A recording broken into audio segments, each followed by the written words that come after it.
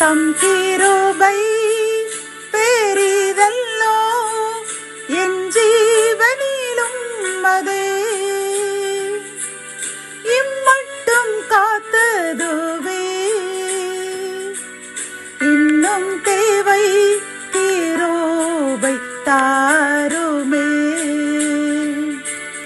இன்னும் தேவை கிருபை தாருமே.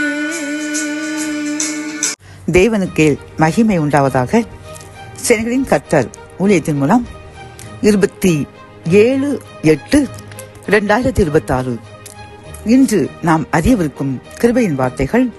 சங்கீதம் 16:8.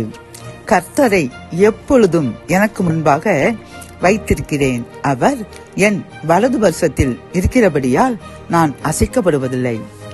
கத்தோலிக்க வேதாகமம் இவ்வாறு கூறுகின்றது: ஆண்டவரை எப்போதும் என் கண்முன் வைத்துள்ளேன், அவர் என் வலப்பக்கம் உள்ளார், எனவே நான் அசைவுறேன் என்கின்றது.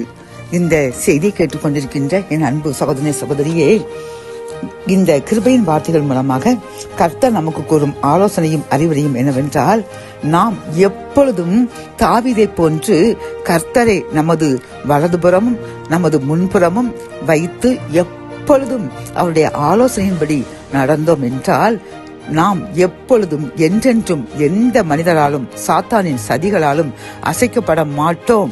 யாரும் நம்மை அசைக்க முடியாது. ஏனென்றால் கண்மலியாம் கர்த்தர் நம் வலது பரிசத்தில் இருந்து நம்மையும் நம் சந்ததிகளையும் எல்லா தீங்கிலிருந்தும் எல்லா ஆபத்துகளில் இருந்தும் எல்லா மனிதருடைய பொல்லாத ஜனங்களுடைய சதி மோசங்களில் இருந்தும் பிசாசனுடைய வன்கண்கள், பிசாசனுடைய கிரியைகள், சேவனை கோளாறுகள், மந்திர மாந்திரிகங்கள், அப்படி எந்தெந்த தீய சக்திகள் நம்மை சுற்றிலும் வந்தாலும் கண்மலையாகிய கர்த்தர் நம்முடன் இருந்து நம்மை சுற்றி கோட்டையும் அரண்மாய் இருந்து எந்த தீய சக்திகளும் நம்மை அண்டாதவாறு காத்துக்கொள்வாராம். பிரியமானவர்களே, ஆனால் நாம் செய்ய வேண்டியது எப்படி என்றால், தாவீதை போன்று எப்பொழுதும் நமது வலது பரிசத்தில் கர்த்தரை அமர வைப்போம்.